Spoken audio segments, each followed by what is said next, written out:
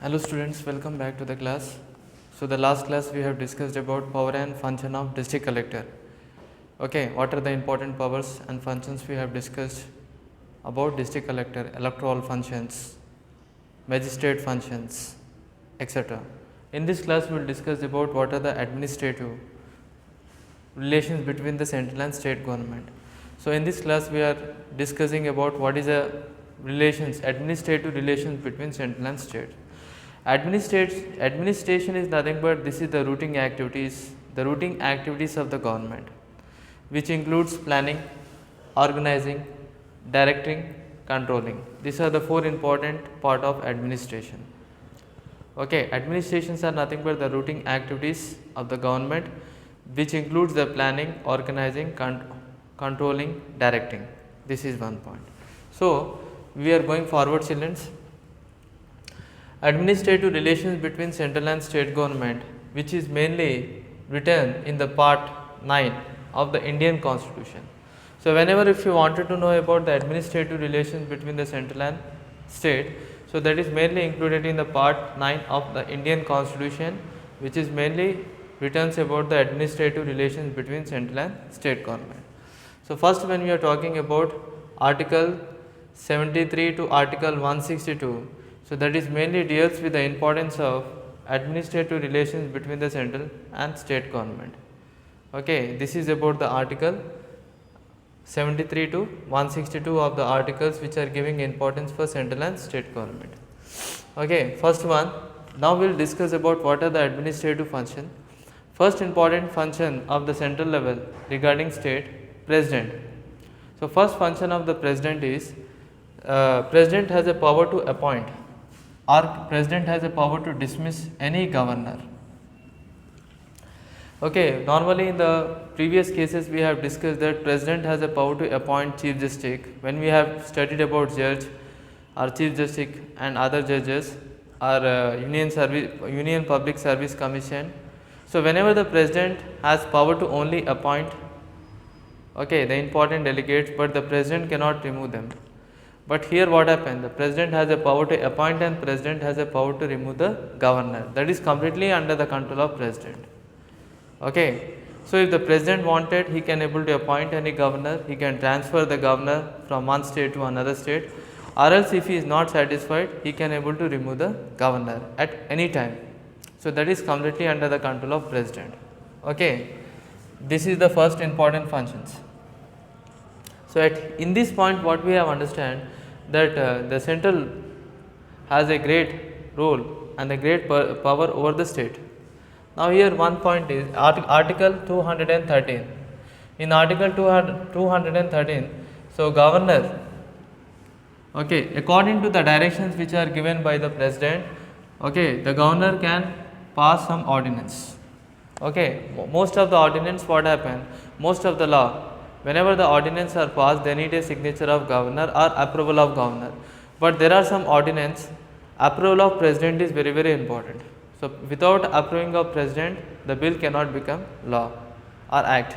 So whenever if you wanted to make the bill to become an act, normally what happen? Governor in certain type of ordinance, in some type of ordinance what happen? The governor have to directly depend upon the president for the approval of that ordinance or the approval of bill or to bill to become an act.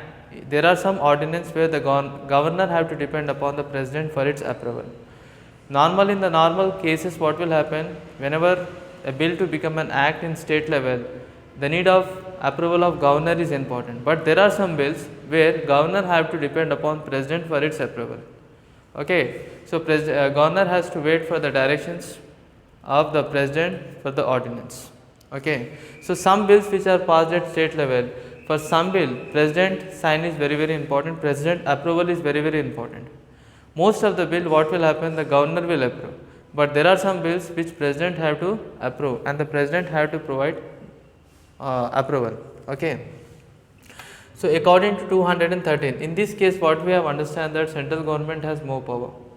In Article 213 if you see, there are some ordinance which the governor based upon the directions which are given by president for the approval of the ordinance. So governor have to depend upon the president for some bill for the approving of any ordinance. Okay, next come to the point. Here one more point is president has a power to impose, okay, state council, legislative state council. We already know that in the state level there are two houses in state legislative assembly and state legislative council. So whenever if you are talking about legislative assembly, legislative council, some states have legislative assembly, some states have legislative council. So president, if he want, he has a power to start the new legislative council. Okay, if the president wanted to start any legislative council, if he wanted to implement any legislative council for a particular state, the president has a power to impose.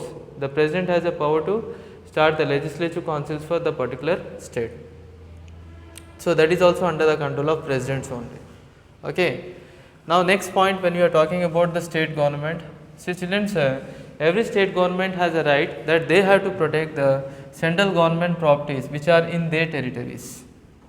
State government, what is the role of the state government? So the state government role is not only to protect the territories which are belong to the states. So whatever the properties which are lying in the territory of state level, whatever the properties of central government which are lying in the territories of state government, so state government have to protect the territories also. For example, railways are there, national highway is there, railways are there, defense field, defend areas are there, mines are there, minerals are there, atomic resources are there.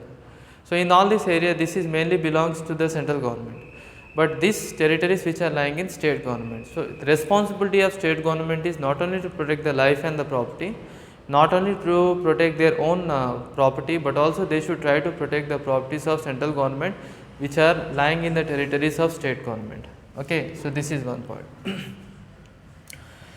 So here the state government has a right. So state government, they can able to protect the central government properties which are lying in the territories in state level. So whatever the territories which are lying, central government territories which are in the state level, it's a responsibility of state government to protect all the territories which are lying in state government, state level. Now second thing is, central government has a right to protect the state government from external attack and any internal disturbances. See, central government have to provide their services and central government have to protect the state.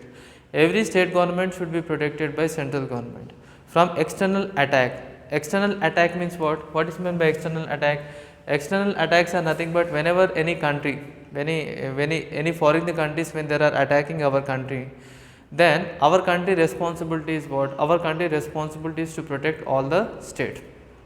So this is the main responsibility of central government, that whenever the external attack is taking places, whenever any countries are attacking in our other states or in our states or within our country, our central government should protect all the states from the external attack. This is one point, and that's why to protect us from the external attack, central government have created a defense force. Understanding, children? For protecting from the external attacks, central government have created a defense force. In this defense force will protect us from the external attack. Okay, this is mainly classified into army. Second one, it is navy and air force.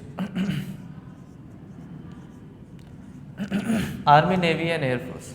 So this is the responsibility of central government to protect the state government from the external attack. When the state government is facing any external attack, the central government should protect the state government from external attack. And one more responsibility of central government is whenever the state government is facing some internal disturbances, the responsibility of central government is to protect the state government from all type of disturbances, internal disturbances. Okay, so this is also one point.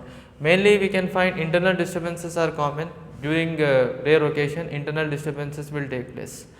When the internal disturbances are going to take place, then it's a responsibility of central government to protect the state government. Internal disturbances in the form of any movements, whenever any movements are going on in the state level, or whenever the two states, whenever the conditions will arise where internally when the states will disappear, whenever the states will disturb, so whenever these types of internal disturbances will happen in the state, it's a responsibility of central government to protect state government from the internal disturbances. This is also one point, students.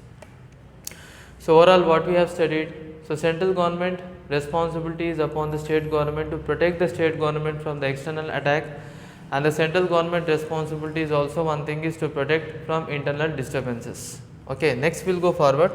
Next, president, students. Central government here, this is the responsibility, and also central government has some power.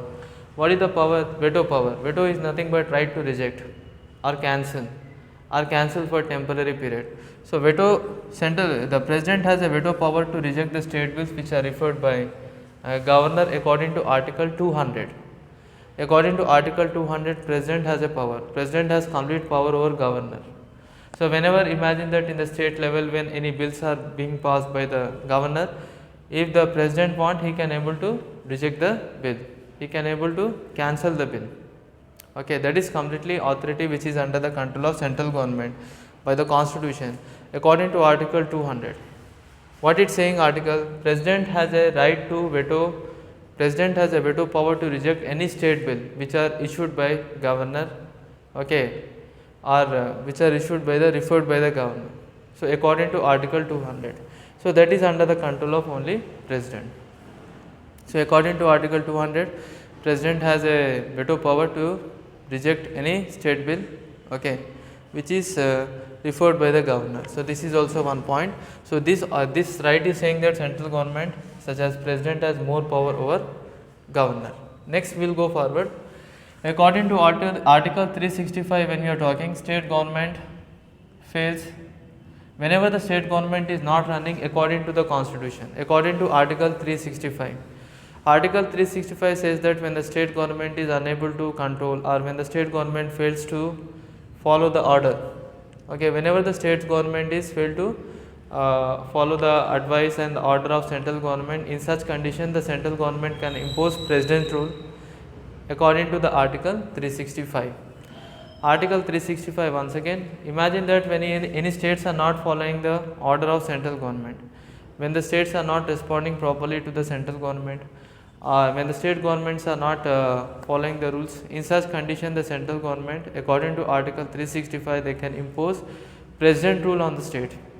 They can completely impose president rule on the state level. So this is about the article 365. So article 365 is saying that whenever the state is not running the country according to the constitution, when the state government is not following the order of central government, whenever the state government is not obeying or following the order of central government, then central government has right to impose president rule over the state government. So this is about the article 365. And next we have discussed about now constitution has assigned some power to the Rajya Sabha. Okay, Rajya Sabha in the sense central legislative assembly. Here what we have discussed that some extra power is under the control of central government or central parliament. Now here also Rajya Sabha has some extra power. Now constitution has assigned some extra power to the Rajya Sabha, that if they wanted to implement any new all Indian service, or if they wanted to abolish the existing all Indian service, that is under the control of Rajya Sabha. Rajya Sabha have a right. So the power which are given by the constitution to the Rajya Sabha is, if the Rajya Sabha wanted to, okay, if the Rajya Sabha wanted to form any new all Indian service, they can able to appoint a new all Indian service, or if existing all Indian service is there, if Rajya Sabha wanted to abolish the existing all Indian service, Rajya Sabha have that right. So children, here we have discussed that in most of the cases we have discussed administrative relations between central and state. So administration is nothing but this is a routine operation of central government which mainly includes planning, directing, operating, controlling. Okay. So in this we have discussed that administrative relations between central and state, this is mainly deals in part 9 of the Indian Constitution. So part 9 of the Indian Constitution mainly deals with the administrative relations between central and state. Now when we are talking about the article 73 to article 162, okay, this article is giving importance to central and state government. So this article 73 to 162 article is giving importance to central and state government. Now here what are the administrative functions we will discuss. In this administrative function we will discuss that in some role central government has more power they can exercise over the state government. First one is president. President has right to appoint or president has right to reject the governor at any time. So president has a power, he can appoint or he can dismiss the governor at any time. So that is under the control of president. So constitution has given some extra power to the president, he can appoint and he can remove. Second, article 213, when we are saying the governor, so governor have to depend upon the direction for some ordinance. Okay, most of the ordinance governor can only approve the ordinance, but there are some ordinance in which the governor have to depend upon the president for the approval of ordinance. For approving that ordinance, they have to depend upon the approval of president. Next, president, if you see, president has a power to impose state legislative council. Here the president has a power to appoint the legislative council. So that is under the control of president only. So we already know that in every state level they have legislative assembly, legislative council. In some states we can find legislative assembly will be there, but no legislative council. In Andhra Pradesh, when you are talking in Telangana, they have legislative assembly as well as legislative council. So the member of legislative assembly is called MLS, member of legislative council is called MLC. Now here the president has right to impose a state legislative council. Now here if you see, the state government can protect the central government. It's a right of state government to protect the central government properties which are lying in their territory. Okay, this is in the behalf of state government. So whenever the state government responsibility is that when whatever the properties, central government properties which are lying in the territories of state, so state government should protect the territories of their territory as well as central government territory equally. There are many properties of central government which lies in the state government. In the form of highways we can find, okay, which is in the form of railways we can find, which is in the form of defense colonies we can find, okay, which is in the form of various institutions, okay, central government institution or central industries. So these are nothing but the properties of central government which lies in state government. So state government have to protect this property. Next, here we have seen central government. Now this first we have discussed about the responsibility of state government. Now this central government has a responsibility upon the state government is central government have to protect the state government from external attack and internal disturbances. Whenever the central government is facing any problem, so central government responsibilities, they should protect all the states from external attack and from internal disturbance. External attacks are nothing but whenever the outside, when any countries will attack India. For example, 1962, India and China, when they fighted a war, when the China attacked India, when the China have declared a war, in that condition, Indian government have promoted external, Indian government has secured all the states. Okay, so that type of attacks which mainly comes from outside, that is called as external attack. So whenever external attack will take place, central government should protect the state government. This is external, and sometimes internal disturbances will occur due to some movements. Okay, internal movements are going on, so that will disturb internal movements or demand which are made by some section. Due to some demand which are not made by the section, the people are going to the movements. Movements, why the people will go? Internal disturbances are mainly because of the movements only. Whenever these types of disturbances will occur, central government have to secure the state government from external attack and internal disturbances. Next we have discussed about president. Here the president has a veto power. Veto power is nothing but right to reject. President has right to reject the bill which are issued by the state government or which are referred by the government according to article 200. So according to article 200, president has a power, they can able to reject any type of state bill which are referred. Okay, that is under the control of president, this power. According to article 365, if the state government fails to follow the order and advice of central government, sometime what will happen, the state government will not follow the advice of central government. So according to article 365, when the state government will not follow the advice of central government, then central government have right to impose president rule here. Okay. Next one, constitution have assigned some special power to the Rajya Sabha. What is the special power? If the Rajya Sabha wanted to abolish if Rajya Sabha wanted to introduce new all Indian service, that is also under the control of Rajya Sabha. And if the Rajya Sabha wanted to abolish the existing all Indian service, so present whatever the all Indian service is working, if the Rajya Sabha wanted to abolish that existing all Indian service, Rajya Sabha have that right. So Rajya Sabha has the power to impose or abolish the all Indian service. So children, here we have discussed about what are the administrative functions of the central government regarding state government, and also few functions with state government regarding central government we have discussed. In the next class we will discuss about Sarkariya Commission. Okay. So, we will meet you in the next class students. Thank you very much.